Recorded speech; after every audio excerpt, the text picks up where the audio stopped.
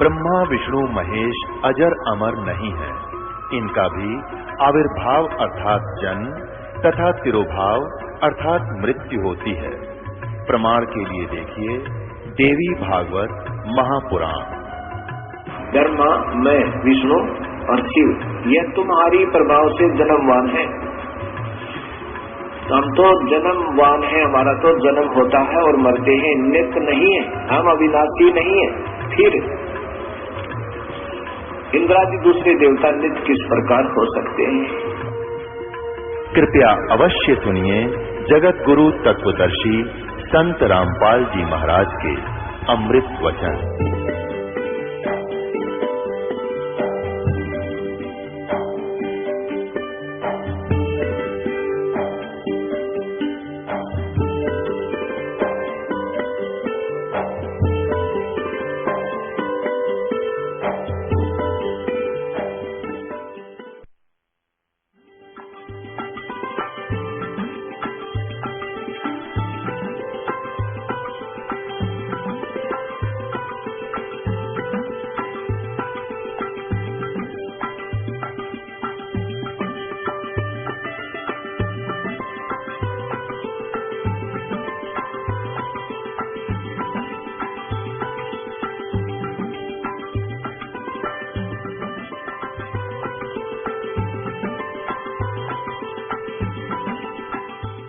श्री कृष्ण में बोल रहा है ये काल प्रवेश करके, कहता है ये मूर्ख समुदाय मुझे उस अव्यक्त को व्यक्तिम आपनम मन्यते, मुझे मनुष्य शरीर में आया हुआ मानते हैं, कृष्ण मान रहे, मैं आई एम नॉट कृष्ण।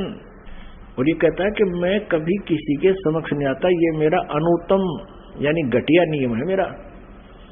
अब जो भगवान, अब जो पिता पुत्रों के भी सामने नहीं आता, उनसे भी छुप के रहता है, तो उसमें कोई दोष है, वो अच्छा नियम नहीं है उसका।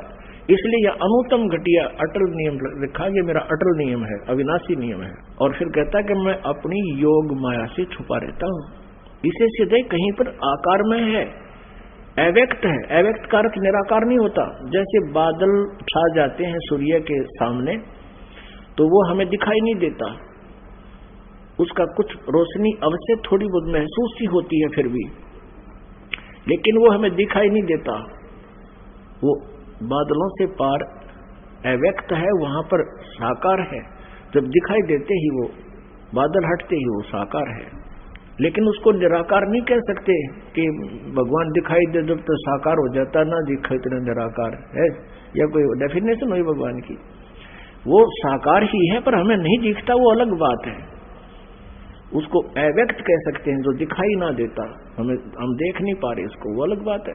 लेकिन परमात्मा साकार है। निराकार और साकार की परिभाषा अलग अलग होती है। निराकार जो कभी ना दिखाई दे, जिसका कोई आकार है नहीं है, और साकार जो सह शरीर है, उसका कोई आकार है, उसको साकार कहते हैं। जिन अज्ञानियों को ज्ञान नहीं, उन्होंने परमात्मा की परिभाषा बदल डाली अपने अज्ञान सोच के आधार पर, तो वो तत्व ज्ञानहीन प्राणी है। ये खुद भी कहता मैं छुपा रहता हूं, कभी किसी के सामने नहीं आता। यही परमेश्वर की सच्चिदानंद घन ब्रह्म की वाणी बता रही है, कबीर वाणी, कि ये ज्योत निरंजन सुन ठिकाना, यानी ऊपर 21वें ब्रह्मांड के ऊपरले स्थान पर रहता है। और ब्रह्मा विष्णु शिव भेद न जाने, ब्रह्मा विष्णु महेश को भी नहीं पता वो कहाँ है, कौन है, कैसा है। तीन लोक अपने सुत दीना, सोन निरंजन बासालीना, तीन देव सो उसको ध्यावे, निरंजन का वो पार न पावे। ये तीनों देवता समाधि लगाते फिर भी चेष्टा करते, क्योंकि आत्मा नहीं रुक सकती भगवान बिना। कभी कभी ये फिर भी तपस्या करने की चेष्टा करते थोड़ी बहुत वर्षों तक, लेकिन उसका भेद नहीं पाए। अब पहले ही इन्होंने ट्राई करके देख लिया, इन्होंने परमात्मा नहीं मिले, इसलिए दुर्गा ने उन्हें बता दिया कि वो निराकार है। तो इन्होंने स्वीकार कर लिया कि वो निराकार है। और इन्होंने भी ट्राई करके देख लिया, नहीं मिला, तो सब ने उसकी डेफिनेशन बदल ली अपनी सोच के आधार से कि परमात्मा निराकार है, क्यों दिखाई नहीं दे रहा उनको। उनकी वे ऑफ वर्शिप परमात्मा देखने वाली नहीं थी। वेदों में जो वर्णन है परमात्मा का, ओम नाम और आदि जो साधन है, ये परमात्मा को पाने के नहीं है। क्योंकि गीता जी अध्याय नंबर 11 के श्लोक नंबर 47 और 48 में ये श्रीमद् भगवद गीता जी का ज्ञान ये काल ही दे रहा है, श्री कृष्ण में प्रवेश करके। और ये कहता है कि अर्जुन वास्तविक रूप मेरा ये है, विराट रूप दिखा, और मेरे दर्शन, मेरी प्राप्ति, मेरा ये रूप है, और इस रूप में मैं कभी किसी को दर्शन नहीं देता, इसने प्रतिज्ञा कर रखी है। और ये कहता है कि अर्जुन तेरे से पहले मेरे इस रूप को जो तूने आज देखा, पहले किसी ने नहीं देखा इस विराट रूप को।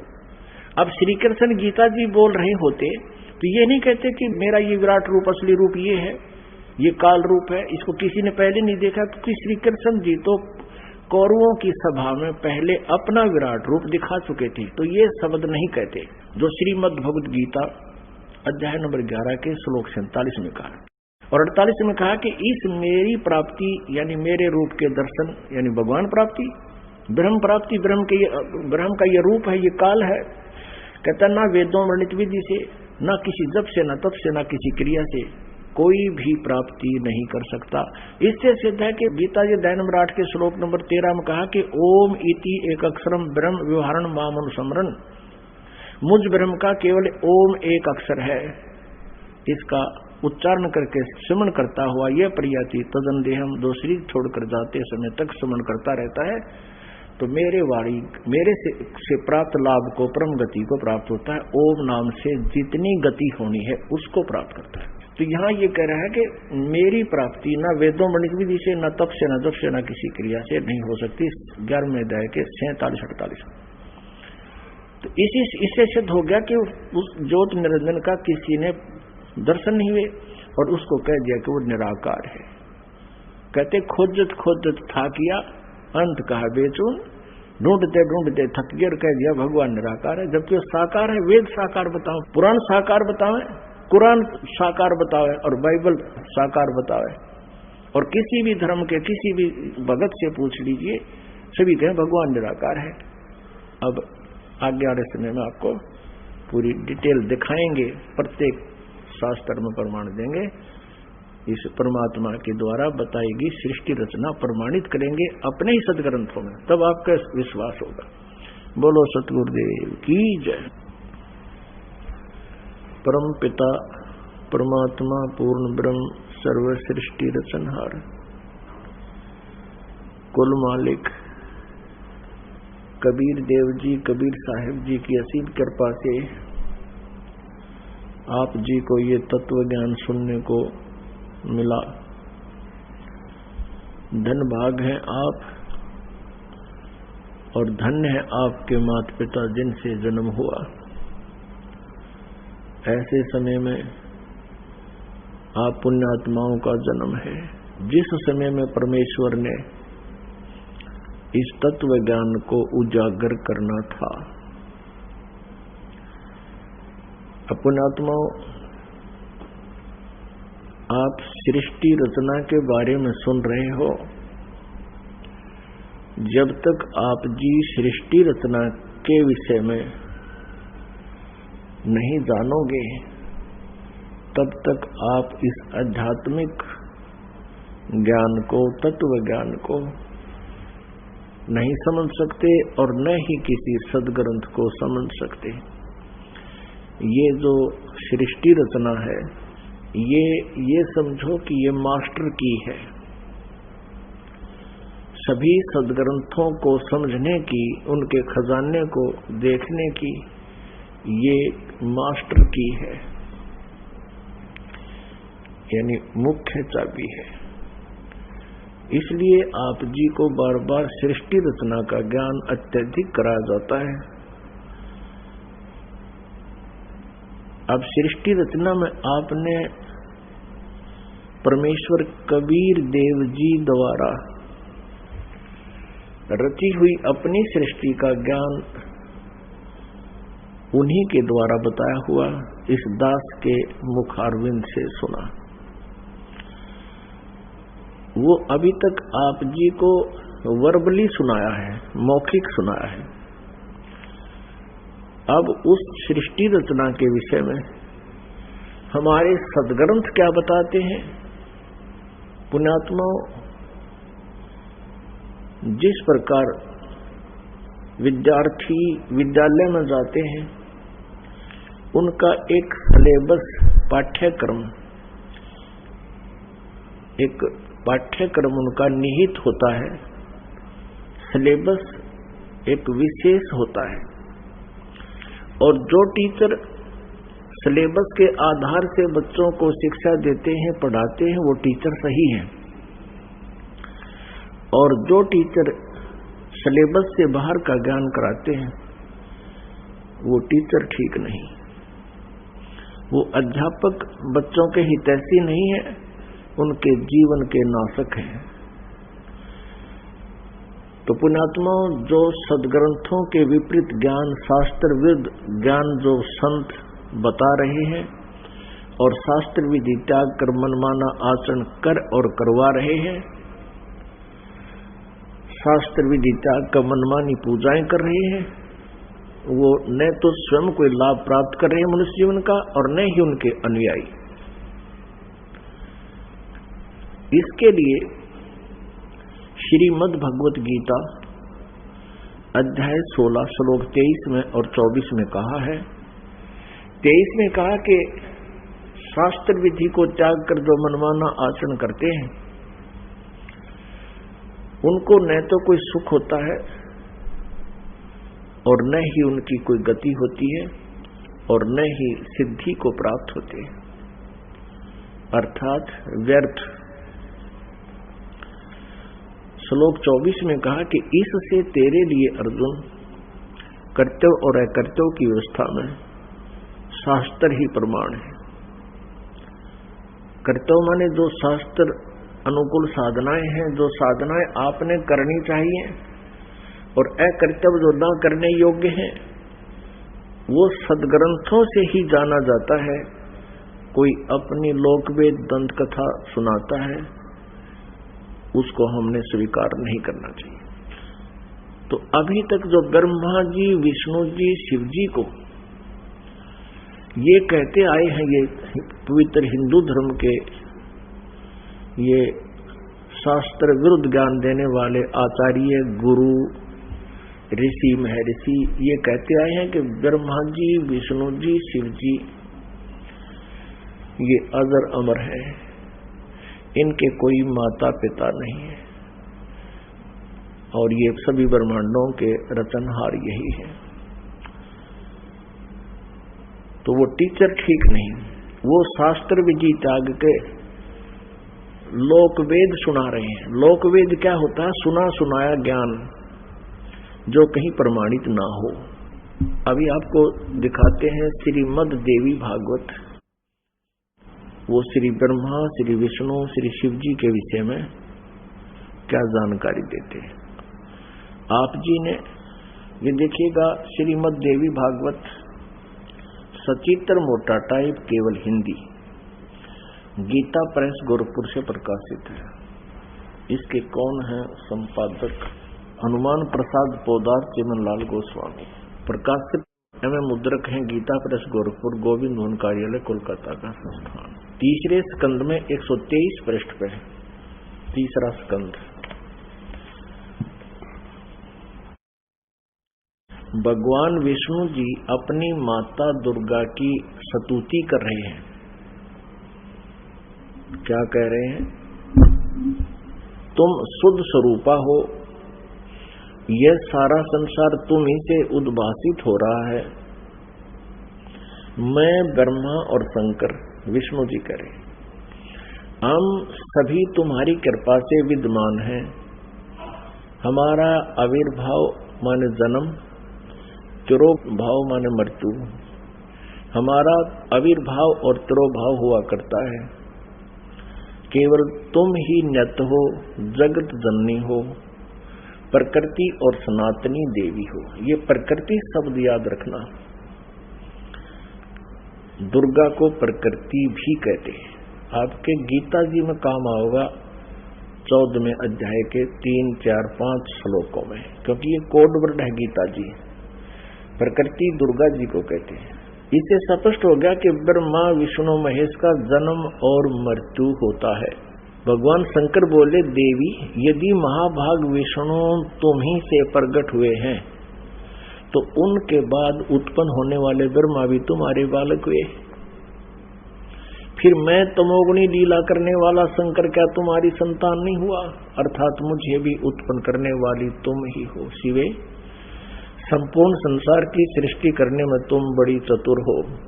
इस संसार की सृष्टि, स्थिति और संहार में तुम्हारे गुण सदा समर्थ हैं। उन्हीं तीनों गुणों से उत्पन्न हम रजगुण ब्रह्मा जी, सतगुण विष्णु, तमगुण शंकर, उन्हीं तीनों गुणों से उत्पन्न हम ब्रह्मा, विष्णु एवं शंकर नियमानुसार कार्य में तत्पर रहते हैं। पुण्यात्मा, इस पवित्र देवी पुराण में इन चंद पंक्तियों में स्पष्ट कर दिया कि श्री ब्रह्मा, विष्णु, महेश ये नासवान है, इनकी जन्म और मृत्यु होती है। दुर्गा इनकी माता है और रजगुण ब्रह्मा जी, सतगुण विष्णु, तमगुण शिव जी है। और चौथा ये कंसेप्ट क्लियर हो गया कि ये केवल नियमित कार्य ही कर सकते हैं। जिसका जैसा नियमित है, जिसका किस्मत में जो कुछ भी लिखा है उसमें ये परिवर्तन नहीं कर सकते, उनको जैसा ही दे सकते हैं। जैसा कर्म है वैसा ही उनको फल देते हैं, ऐसा इनका नियम है। और ये हमारे सदग्रंथों में लिखा हुआ है। अब आप जी को डिटेल से दिखाते हैं। इसी श्रीमद् देवी भागवत को ही पुनः दिखाते हैं पूरी डिटेल से। ये देखिएगा, ये वही श्रीमद् देवी भागवत है, गीता प्रेस गोरखपुर से प्रकाशित है। ये है श्रीमद् देवी भागवत, तीसरा स्कंद यहां प्रारंभ होता है। पृष्ठ 113 है, पृष्ठ 113 है।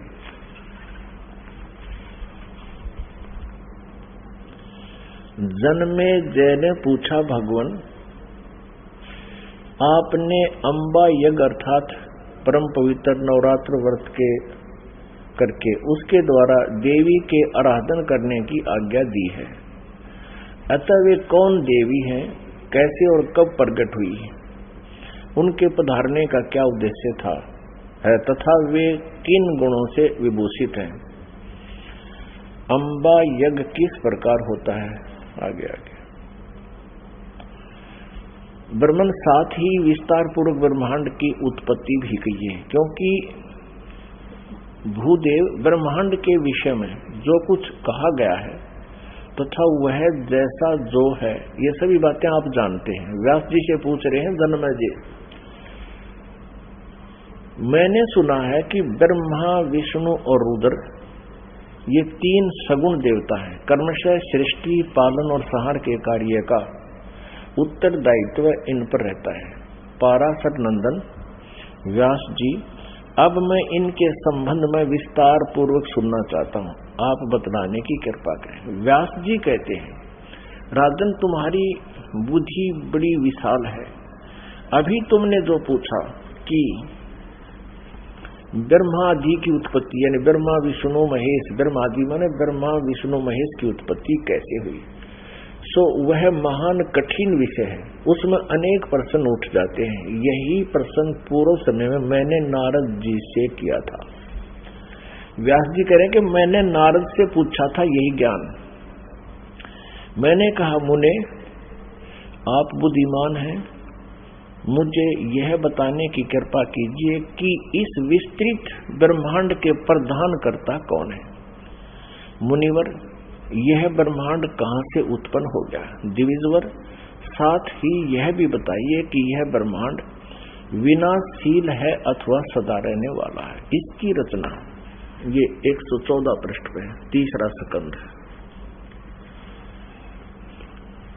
करने वाला कोई एक है अथवा बहुत से इसके रचयिता है।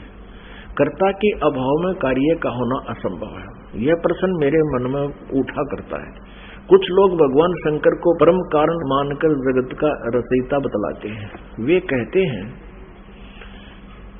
कि देवादिदेव भगवान शंकर अविनाशी पुरुष हैं, उनका कभी जन्म और मरण नहीं होता, वे आत्मा मर्मण करने वाले हैं, देवताओं पर भी उनका शासन बना रहता है। दूसरे कई लोग भगवान विष्णु की प्रशंसा किया करते हैं, वे शक्तिशाली पुरुष, अव्यक्त, अखिल ऐश्वर्य के संपन्न परब्रह्म परमात्मा है।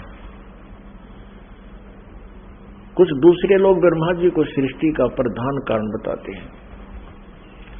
कितने ही आचार्य भवानी को संपूर्ण मनोरथ पूर्ण करने वाली बतलाते हैं। वे आदिमाया महाशक्ति एवं परम पुरुष के साथ रहकर कार्य संपादन करने वाली प्रकृति है। ब्रह्म के साथ उनका अभेद संबंध है। ब्रह्म ये काल है, क्षर पुरुष, और अभेद संबंध यानी पति पत्नी का संबंध है। वे सृष्टि, सतिथि और संहार कार्य में संलग्न रहती हैं। संपूर्ण प्राणियों एवं देवताओं की भी वे जननी है, उनका कभी जन्म नहीं होता है। वैष्णवी, सांभवी, ब्राह्मी, वासवी, वारुणी, वाराही, नारसिंही और तथा अद्भुत महालक्ष्मी नाम से विख्यात है। 115 पृष्ठ पे। कितने श्रेष्ठ मुनि कहते हैं कि जो निरंजन, निराकार, निर्लेप, निर्गुण, अरूप एवं व्यापक ब्रह्म है, उन्हीं से जगत की सृष्टि हुई है। कहीं कहीं वेद और उपनिषद में भी वे ही ब्रह्म तेजो में बतलाए गए हैं और प्रधान पुरुष हैं। हजारों मस्तकों, आंखों, कानों, हाथों, मुखों, चरणों से वे संपन्न आकाश ये आगे देखो। अब व्यास जी पूछ रहे थे नारद जी तक, मैंने ऐसा सुना है कोई कुछ बता रहा है, कोई कुछ बता रहा है, कोई शंकर को रचयिता, कोई विष्णु जी को रचयिता बताते। अब नारद जी कहते हैं, व्यास जी, प्राचीन समय की बात है, यही संदेह मेरे हृदय में भी उत्पन्न हो गया था।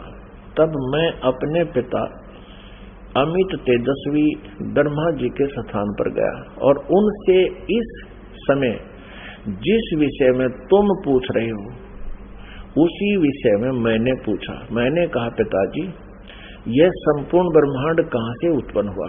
विभो, आपने सम्यक प्रकार से इसकी रचना की है, अथवा विष्णु इस विश्व के रचयिता है, या शंकर ने इसकी सृष्टि की है। पर जगत प्रभु, आप विश्व के आत्मा हैं और सच्ची बात बताने की कृपा करें।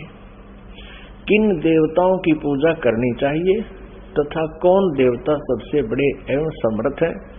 निष्पाप ब्रह्मा जी, इन सभी प्रश्नों का समाधान करके मेरे हृदय के संदेह को दूर करने की कृपा कीजिए। सत्यवती नंदन व्यास जी, इस प्रकार मेरे प्रश्न करने पर लोक पितामह ब्रह्मा जी मुझसे कहने लगे।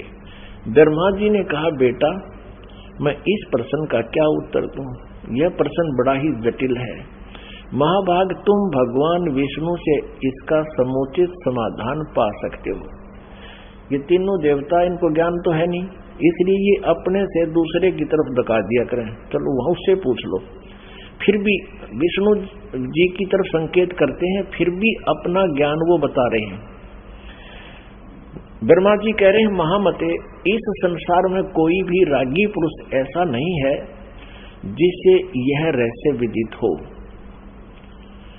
जो त्यागी, अहंकार रहित एवं ईर्षा शून्य है, वही इसके रहस्य को जान सकता है। पूर्व काल में, अब सृष्टि की रचना बता रहे हैं ब्रह्मा जी।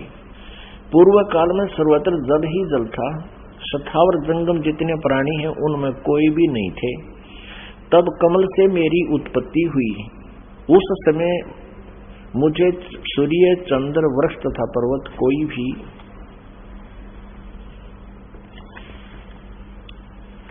116 पृष्ठ में, तीसरा स्कंध देवी भागवत का, दिखाई नहीं पड़े।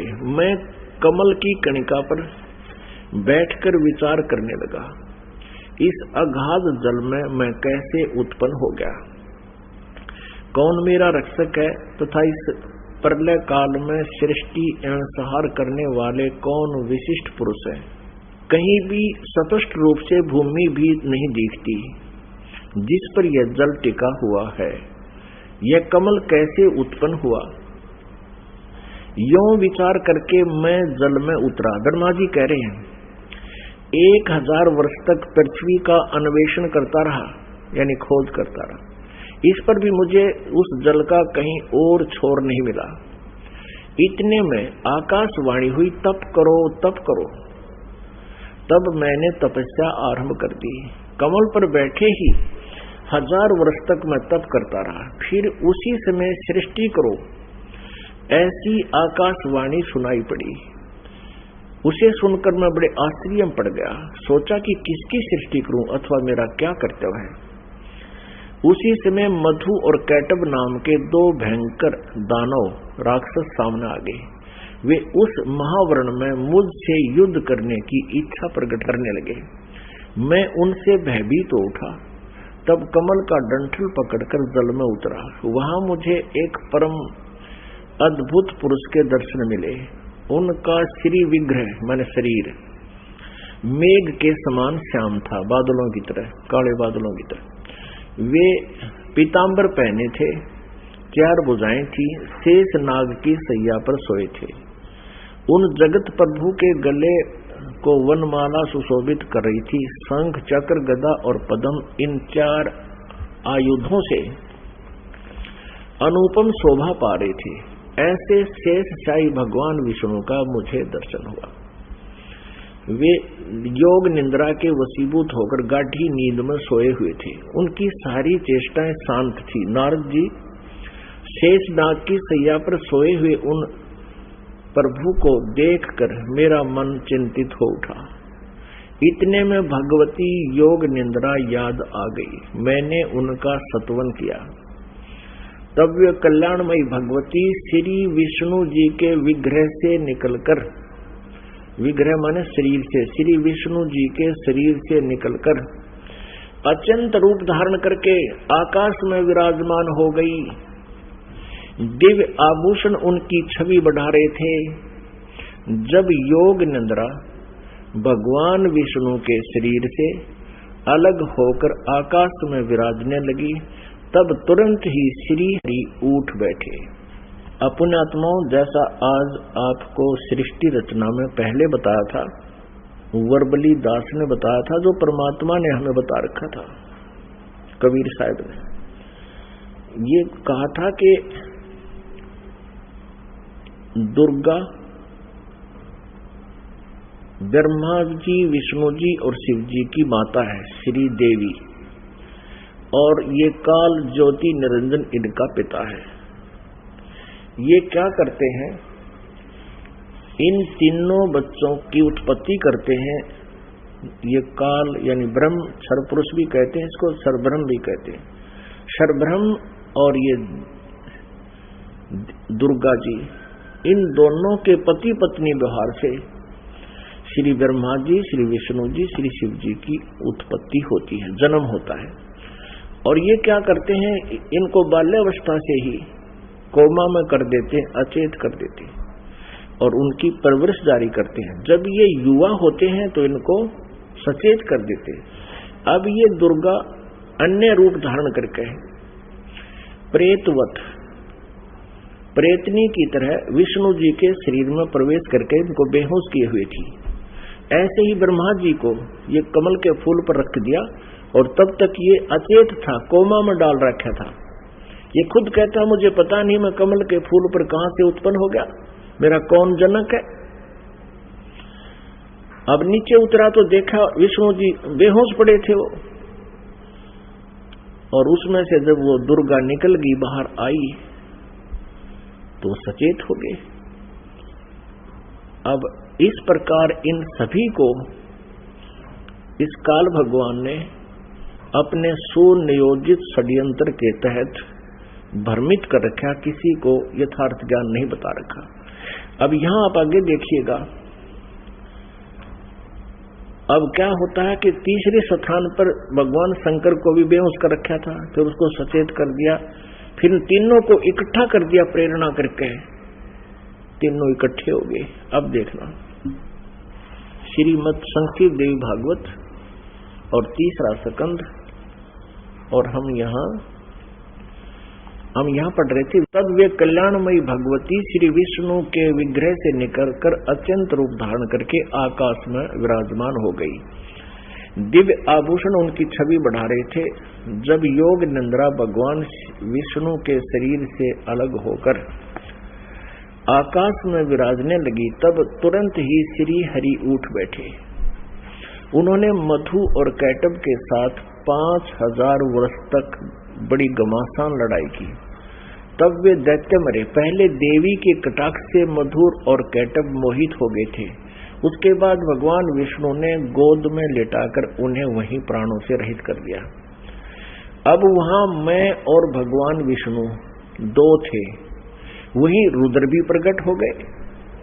हम तीनों को भगवती आद्याशक्ति के दर्शन हुए, दुर्गा के। उन्हें देखकर मनमुग्ध हो गया। हमने उनकी उत्तम स्तुति की। तब वे आदि शक्ति हम लोगों से कहने लगी। देवी ने कहा, ब्रह्मा, विष्णु और महेश्वर, तुम भली भांति सावधान होकर अपने अपने कार्य में संलग्न हो जाओ। सृष्टि, स्थिति और संहार ये तुम्हारे कार्य हैं। ब्रह्मा जी कहते हैं, भगवती आद्याशक्ति की, हम 117 पृष्ठ पर पढ़ रहे हैं, 3रा स्कंद। वह वाणी बड़ी मधुर थी, सुंदर एवं सुखप्रद थी। हमने वह शपथ सुनी। हम लोगों ने उनसे कहा, माता, हम किस प्रकार इन प्रजाओं के सर्जन आदि कार्य करने में सफल हों? विस्तृत भूमि का अभाव है, सभी स्थान जलमग्न है। हमारी बात सुनकर उन कल्याण स्वरूपिणी भगवती का मुखमंडल मुस्कान से भर गया। इतने में एक सुंदर विमान आकाश से उतरा। तब उन देवी ने हमें आज्ञा दी, देवताओं, निर्भीक होकर इच्छा पूर्वक इस विमान में प्रवेश कर जाओ। ब्रह्मा, विष्णु और रुद्र, आज मैं तुम्हें एक अद्भुत दृश्य दिखलाती हूँ। हमने भगवती की बात सुनकर उसे शिरोधार्य कर लिया। उस रत्न जटित विमान पर चढ़कर हम लोग आराम से बैठ गए। हम तीनों देवताओं को उस पर बैठे देखकर देवी ने अपने सामर्थ्य से विमान को आकाश में उड़ा दिया। ब्रह्मा जी कहते हैं, मन के समान तीव्र गति से चलने वाला वह विमान जिस अपरिचित स्थान पर गया, वहां संपूर्ण फलों से लदे हुए अनेक सुंदर वृक्ष थे। आगे एक अत्यंत सुंदर नगर दिखाई पड़ा। अद्भुत 4 दीवारी उस नगर की छवि बढ़ा रही थी। उसमें बहुत से ऊंचे ऊंचे महल थे। उचित स्थान पर यज्ञशालाएं बनी थी। क्षण भर के बाद वह एक दूसरे सुंदर प्रदेश में जा पहुंचा। वहां हमने देखा अनुपम नंदन वन था। पारिजात की संगन छाया के नीचे सुरभि गो बैठी थी। आप पास में ही ऐरावत हाथी विराजमान था। सैकड़ों अप्सराएं, यक्ष, गंधर्व और विद्याधर उस पराजित के उपवन में गाते व्यवहार करते थे। देखा तो वही महाभाग इंद्र भी थे। उनके समीप उनकी प्राण प्रिया सती विद्यमान थी। उस स्वर्ग के दृश्य को देखकर हम 118 पृष्ठ पे आश्चर्यचकित हो गए। आगे देखना। इतने में हमारा विमान तेजी से चल पड़ा और वह दिव्य धाम ब्रह्मलोक में जा पहुंचा। संपूर्ण देवता उस नगर के सामने मस्तक झुकाया करते थे। वहां एक दूसरे ब्रह्मा विराजमान थे। उन्हें देखकर भगवान शंकर और विष्णु को बड़ा आश्चर्य हुआ। सभा लगी थी। भगवान शंकर और विष्णु ने मुझसे पूछा, चतुरानन, ये अविनाशी ब्रह्मा कौन है? मैंने उत्तर दिया, मुझे कुछ पता नहीं। सृष्टि के अधिष्ठाता ये कौन है? भगवान, मैं कौन हूँ, ये कौन है और हमारा उद्देश्य क्या है? इस उलझन में मेरा मन चक्कर काट रहा है। इतने में मन के समान तीव्रगामी वह विमान तुरंत वहां से चल पड़ा और कैलाश के सुर में शिखर पर जा पहुंचा। आगे देखा। वहां विमान के पहुंचते ही एक भव्य भवन से त्रिनेत्रधारी भगवान शंकर निकले। वे नंदी वृषभ पर बैठे थे। उनके 5 मुख थे, 10 भुजाएं थी। मस्तक पर चंद्रमा सुशोभित हो रहा था। क्षण भर के बाद वह विमान उस शिखर से भी पवन के समान तेज चाल से उड़ा और बैकुंठ लोक में पहुंच गया। वहां भगवती लक्ष्मी का विलास भवन था। बेटा नारद, वहां मैंने जो संपत्ति देखी उसका वर्णन करना मेरे लिए असंभव है। उस उत्तमपुरी को देखकर विष्णु का मन आश्चर्य के समुद्र में गोता खाने लगा। एक विष्णु तो विमान में बैठा है, एक ब्रह्मा बैठा है, एक शंकर बैठा है, और एक एक ओर देखे तो वहां कमल लोचन श्री हरि विराजमान थे। अलसी के फूल के समान उनके श्री विग्रह की कांति थी। पीतांबर पहने थे, 4 भुजाएं थी। वे पक्षी राज गरुड़ पर विराजमान थे। दिव्य आभूषणों से उनकी अनुपम शोभा हो रही थी। प्राण प्रिया लक्ष्मी जी चंवर डुला रही थी। उन सनातन श्री हरि की झांकी पाकर हम सभी भौचक्के से रह गए। एक दूसरे को देखते हुए हम विमान में एक उत्तम आसन पर बैठे रहे। इतने में ही पवन से बातें करता हुआ वह विमान तुरंत उड़ गया। आगे अमृत के समान मीठे जल वाला समुद्र था। उसका जल बड़ा ही मधुर था। पुण्यात्माओं, परमेश्वर कबीर देव जी ने अपने द्वारा रची हुई सृष्टि की रचना का जो ज्ञान दिया है उसमें बहुत ही विस्तार से बताया है। अब ये श्री ब्रह्मा जी, विष्णु जी, शिव जी विमान में बैठे हैं। दुर्गा ने इनको आकाश में उड़ा दिया विमान को। ये जहां पहुंचे वहां ब्रह्मा जी विराजमान थे, और एक ब्रह्मा जी बैठा विमान में और एक सामने बैठा वहां उस ब्रह्मा के लोक में। और फिर वहां देखा तो ब्रह्मा जी के विष्णु और शिव जी पूछते हैं कि ये दूसरा ब्रह्मा कौन है। ब्रह्मा जी, विमान वाले ब्रह्मा जी कहते मुझे नहीं मालूम ये कौन है, हम कौन है, कहां से उत्पन्न हो गए, हमारा क्या उद्देश्य। तो ये कौन था? इस काल ने, जैसे आपको सृष्टि रचना के प्रारंभ में बताया था, इसने एक ब्रह्मांड के टॉप मोस्ट प्लेस पर, शिखर शून्य में यानी चोटी पे 3 स्थान बना रखे हैं। आपको एक चित्र दिखाते हैं ब्रह्मांड का, इससे आसानी से समझ में आओगी। देखिएगा, एक ब्रह्मांड का लघु चित्र, ये देखिएगा, ये एक अंडे जैसी शेप है, इसकी अंडे जैसा आकार है। इसको एलिप्टिकल, इसका जो है ना शेप है, आकार है। अब ये देखिएगा, नीचे से शुरू करते हैं। सबसे नीचे ये पाताल लोक, तलातल, रसातल, सूतल, अतल, महातल, तलातल और वितल। तो ये है पृथ्वी लोक। ये शिव का लोक, शिवपुरी जिसे कहते हैं। ब्रह्मा जी का लोक, ब्रह्मापुरी। विष्णु जी का लोक, विष्णुपुरी। अब ये जो क्षेत्र है, और ये है कॉमन स्वर्ग और नरक, और ये है धर्मराय का लोक, यानी यहाँ का न्यायाधीश बना रखा है इस काल ने, ये जहाँ सबका अकाउंट होता है। और ये जो स्थान है ये ब्रह्मलोक है सारा।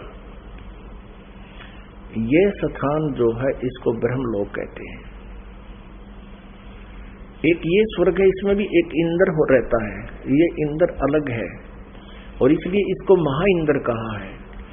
ये इसमें क्या कर रखा है, ये एक महास्वर्ग है। इसी में इसने एक अलग से और एक डुप्लीकेट काम कर रखा है। नकली सतलोक, नकली अलखलोक, नकली अगमलोक और नकली अनामी लोक की रचना कर रखी है। इधर ये 88,000 खेड़े हैं, इधर ये सप्तपुरी है। और इस सारे इस ब्रह्मलोक के ऊपर, ये ब्रह्मलोक है, इस ब्रह्मलोक के ऊपर इसने यहां 3 गुप्त स्थान बना रखे हैं। आपको बताया था कि एक ये रजोगुण प्रधान क्षेत्र है, इसमें ये काल सरपुरुष स्वयं ब्रह्मा रूप धारण करके रहता है और साथ में अपनी पत्नी दुर्गा को सावित्री रूप में रखता है। ये वहां यहां से अंतर्धान हुआ, इनके विमान से पहले ये यहां पहुंच गया। एक ये तमोगुण प्रधान क्षेत्र है, इसमें ये स्वयं महाविष्णु महाशिव रूप में रहता है और दुर्गा को अपने यानी उमा रूप में रखता है। और फिर ये एक सतोगुण प्रधान क्षेत्र है। आगे फिर ये स्वयं ही विष्णु रूप धारण करके वहां विराजमान हो जाता है और दुर्गा को महालक्ष्मी रूप में रखता है। अब जब इनका विमान वहां पहुंचा इस रास्ते से, पहले इन्होंने देखा यहां इंद्र का लोक देखा, ये पहले बड़े बड़े वृक्ष और अन्य लोक देखे, फिर यहां से यहां प्रवेश हुआ। इससे आगे नहीं जा सकते ये। इनका विमान इस महाइंद्र को देखकर वापस यहां से आया, फिर इस रास्ते से ऊपर गया। आगे जाके इन्होंने क्या देखा, सबसे पहले ब्रह्मा का ये काल बैठा था सरपुरुष ब्रह्मा रूप में, और फिर वहां से ये इनका विमान यहां आ गया। वहां इन्होंने एक शंकर की ओर देखा, ये काल था, स्वयं सरपुरुष ने अपना अलग से वहां 3 रूप धारण किए। और फिर ये विष्णु लोक में आ गए, वहां एक विष्णु और था और लक्ष्मी जी बैठी थी। यह दुर्गा इस विष्णु रूपी काल के ऊपर, सरपुरुष के ऊपर चमर करी थी। यहां से फिर इनका विमान यहां आया, इस मीठे जल के समुद्र में। यहां दुर्गा का एक लोक अलग से है। अब आगे पढ़ते, यहां तक हम पढ़ते हुए आ चुके हैं श्री देवी पुराण को। अब हम यहां आएंगे इस मीठे जल में, इस मीठे जल के समुद्र में पहुंच गए। अब यहां आते हैं पुण्यात्माओं, आज हमारे सदग्रंथ जो प्रमाणित कर रहे हैं, ये ज्ञान परमेश्वर कबीर जी ने 600 वर्ष पहले अपनी सच्चिदानंद घन ब्रह्म की वाणी में, कबीर वाणी में लिपिबद्ध करवा रखा है, आज से 600 वर्ष पहले।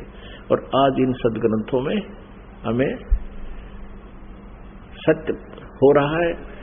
तो इससे सिद्ध है कि पूर्ण परमात्मा कबीर जी हैं, जिन्होंने पहले ही ये ज्ञान हमें दे रखा था और हमारे सदग्रंथों में विद्यमान है। अब हम कहां तक पढ़ते हुए आगे कि इन तीनों ये विमान में बैठे हैं, ब्रह्मा विष्णु शिव जी, और दुर्गा ने अपनी शक्ति से विमान को आकाश में उड़ा दिया।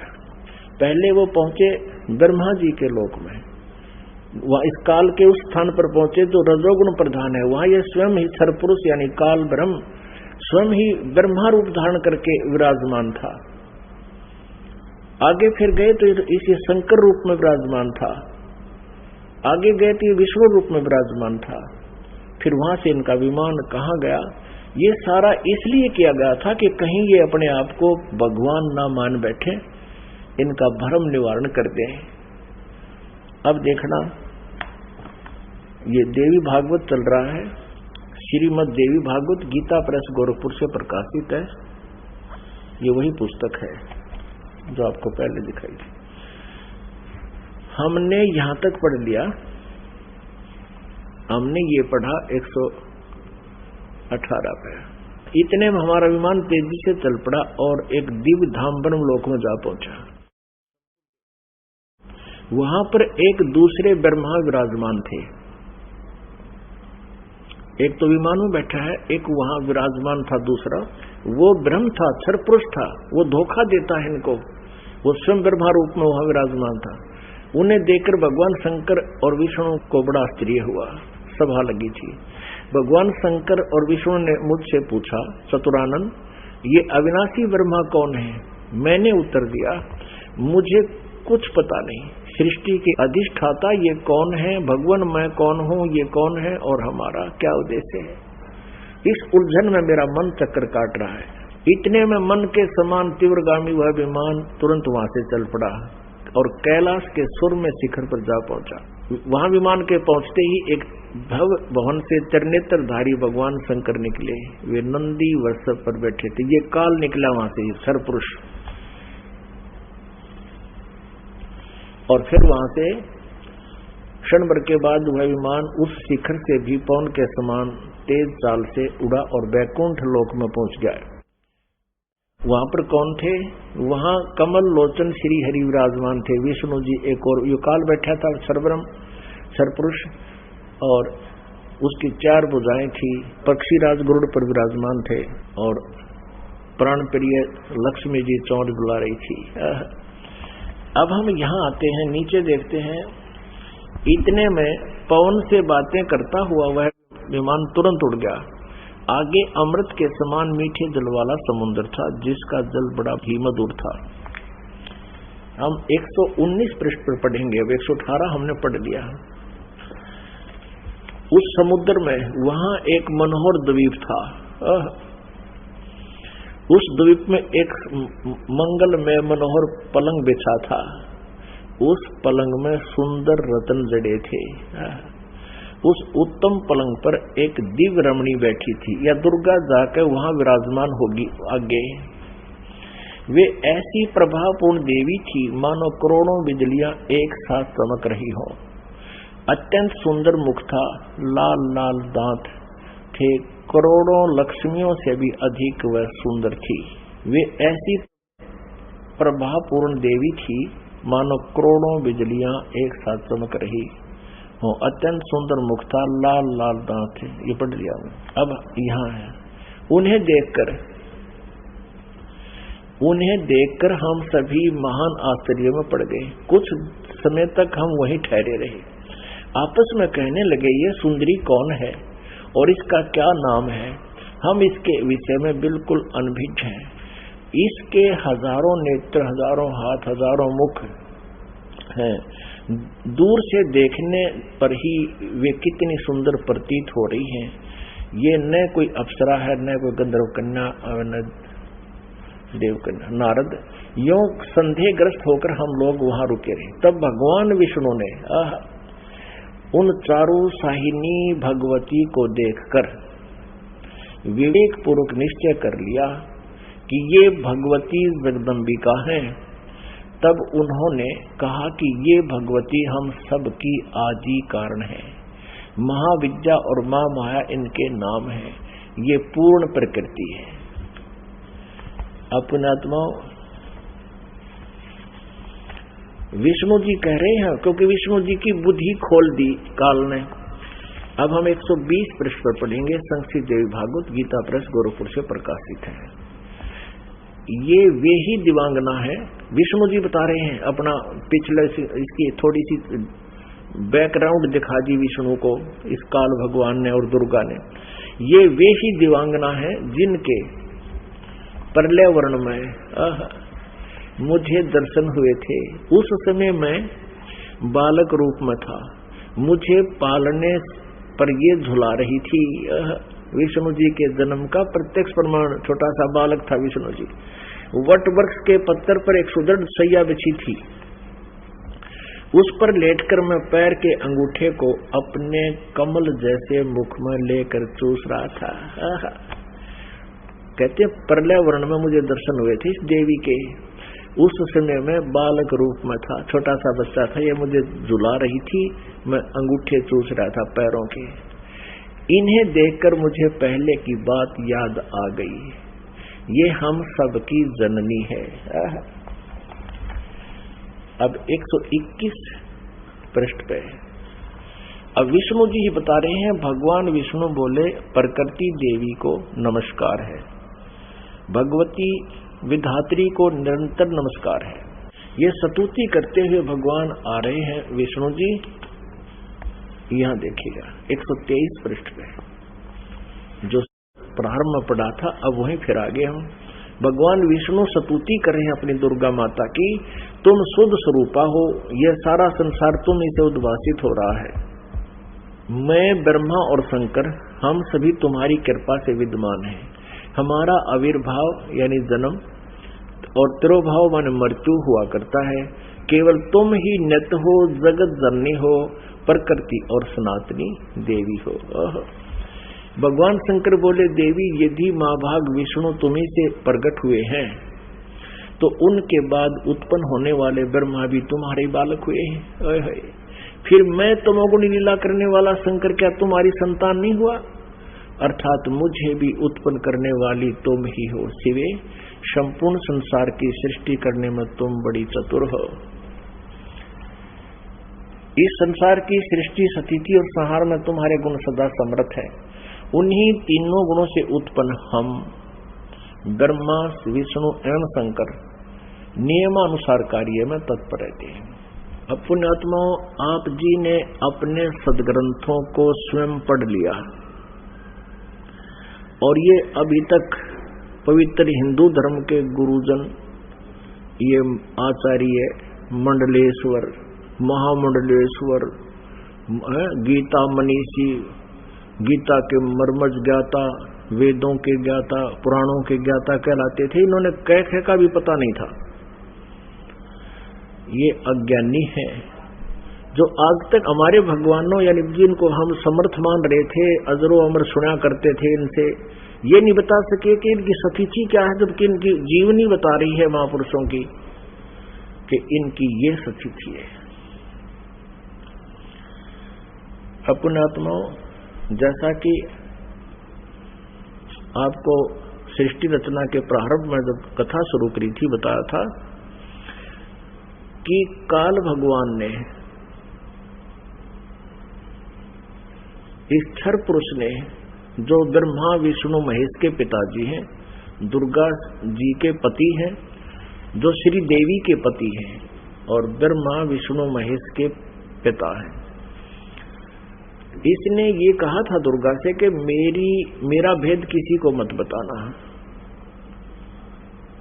इसको बहुत सख्ती से कहा था। तो देवी ने उसी उद्देश्य से ब्रह्मा विष्णु महेश को इस क्षर पुरुष का ज्ञान नहीं दिया। अब दुर्गा से इसने कहा था कि मेरा भेद किसी को नहीं देना। इसी प्रकार दुर्गा ने इनको कोई उस भेद नहीं दिया ब्रह्म का, फिर भी सच्चाई छुप नहीं सकी। अब इसी में आपको प्रमाणित करते हैं देवी भागवत में, ब्रह्मा जी ने वेदों को पढ़ा, दुर्गा से पूछा कि वेदों में ये लिखा है कि केवल एक ब्रह्म जिसके बराबर दूसरा नहीं है। ब्रह्म माने परमात्मा भी होता है, वो ब्रह्म माने भगवान होता है, वो एक ही परमात्मा पूजा के योग्य है। तो वो क्या आप ही हो क्या? ब्रह्मा ने पूछा क्या वो आप ही हो? दुर्गा से कहती। अब दुर्गा क्या उत्तर देती है देखिएगा। हम श्रीमद् देवी भागवत यानी दुर्गा पुराण, देवी पुराण को पढ़ रहे हैं, जो गीता प्रेस गोरखपुर से प्रकाशित है। इसके तीसरे स्कंद में प्रश्न नंबर 125 पर हम पढ़ रहे हैं। 123 तक हमने पढ़ लिया। यहां 124 पे देखिएगा।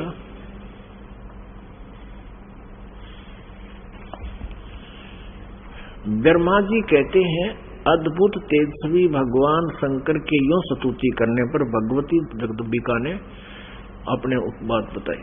अब यहाँ ब्रह्मा जी पूछ रहे हैं, ब्रह्मा जी का प्रकरण चल रहा है।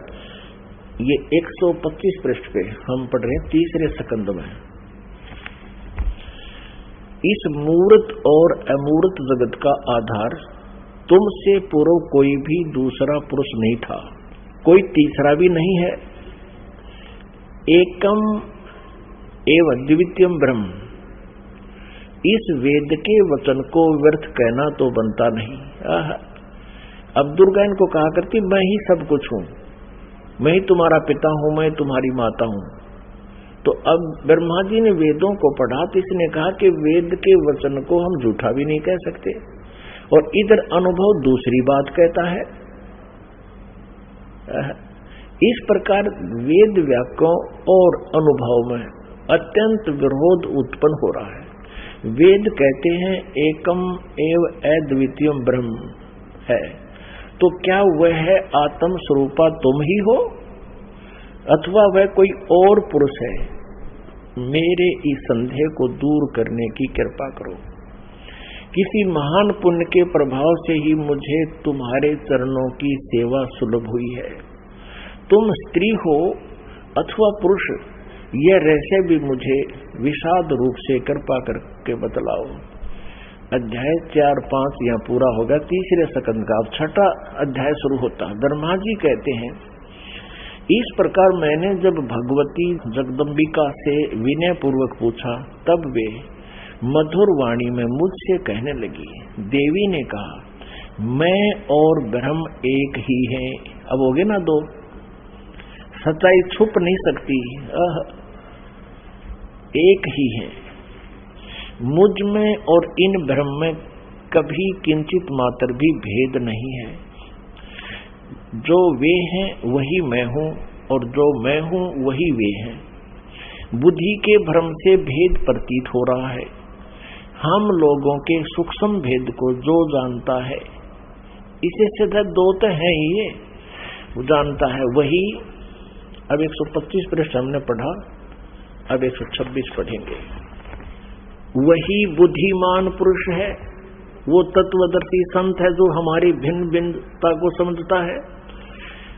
उसके संसार मार्ग से मुक्त होने में कुछ भी संदेह नहीं है। ब्रह्म एक ही है। आगे देखो, मैं शक्ति रूप धारण करके पराक्रम करती हूँ। गौरी, ब्राह्मी, रौद्री, वाराही, वैष्णवी, शिवा, वारुणी, कुबेरी, नारसिंही और वासवी सभी मेरे रूप है। विभिन्न कार्यों के उपस्थित होने पर उन देवियों के भीतर अपनी शक्ति स्थापित करके मैं सारी व्यवस्था करती हूँ। हाँ, उस देवी को निमित्त बना लेना मेरा स्वभाव है। अब आगे देखना। अपने आत्माओं, आप पढ़ रहे हो अपने सदग्रंथों को स्वयं। आप जी ने तीसरे स्कंद में और पृष्ठ नंबर 125 पे पढ़ा। ब्रह्मा जी कहते हैं कि मैंने जब दुर्गा जी से ये पूछा, माता से, जगदम्बिका से, कि वेदों में लिखा है कि एकम एव अद्वितीयम ब्रह्म, अद्वितीयम जिसके बराबर दूसरा कोई नहीं हो, वो ब्रह्म ही सब कुछ है। उधर से उपनिषद और आप जो कह रहे हो कि मैं ही सब कुछ हूं, मैं ही सृष्टि रचना करने वाली हूं, मेरे अतिरिक्त कोई नहीं है, तो इन वेद के वाक्य को झूठा भी नहीं कहा जा सकता है। अनुभव हमारा बताता है कि परमात्मा निराकार है और वेद बताते हैं कि वो साकार है, तो हमारे अनुभव में और यथार्थता में बहुत विरोध है। तो क्या वो ब्रह्म आप ही हो या कोई और है? ब्रह्मा जी ने पूछा। अब दुर्गा पहले तो बहकाती है उनको कि उस ब्रह्म में और मेरे में कोई अंतर नहीं है, मैं ही वही हूँ, वो मैं ही हूँ। हम दोनों का सूक्ष्म भेद दो जानता है, वो परम पुरुष है, विद्वान पुरुष है, तत्वदर्शी है। आगे फिर देखना 129 पृष्ठ पे बिल्कुल स्पष्ट हो जाता है। देखिएगा, तीसरा स्कंद देवी भागवत, हम तीसरा स्कंद पढ़ रहे हैं, संक्षिप्त देवी भागवत का, पृष्ठ नंबर 129 पर। यहां देखिएगा, यो सृष्टि कर्म मैंने संक्षेप में तुम्हें बतला दिया। यह देवी कह रही है, दुर्गा बता रही है। यहां देवी का प्रवचन चल रहा है, देवी ने कहा, ये देवी बता रही है। यो 129 पृष्ठ पे, यो सृष्टि कर्म मैंने संक्षेप में तुम्हें बतला दिया। महानुभाव देवताओं, ब्रह्मा, विष्णु और शिव को दुर्गा कह रही है, अब मेरा कार्य सिद्ध करने के लिए विमान पर बैठकर तुम लोग शीघ्र पधारो, जाओ। कोई कठिन कार्य उपस्थित होने पर जब तुम मुझे स्मरण करोगे तब मैं सामने आ जाऊंगी। देवताओं, मेरा और सनातन परमात्मा का ध्यान तुम्हें सदा करते रहना चाहिए। अब यहाँ ये दो हो गए, तब तो कह रही थी मैं ही सब कुछ हूं, और अब ये कह रही है दो, मेरा और ये दुर्गा ब्रह्म को ही सनातन परमात्मा बता रही है। हम दोनों का, आगे दो, हम दोनों का स्मरण करते रहोगे तो तुम्हारे कार्य सिद्ध होने में किंचित मात्र भी संदेह नहीं रहेगा।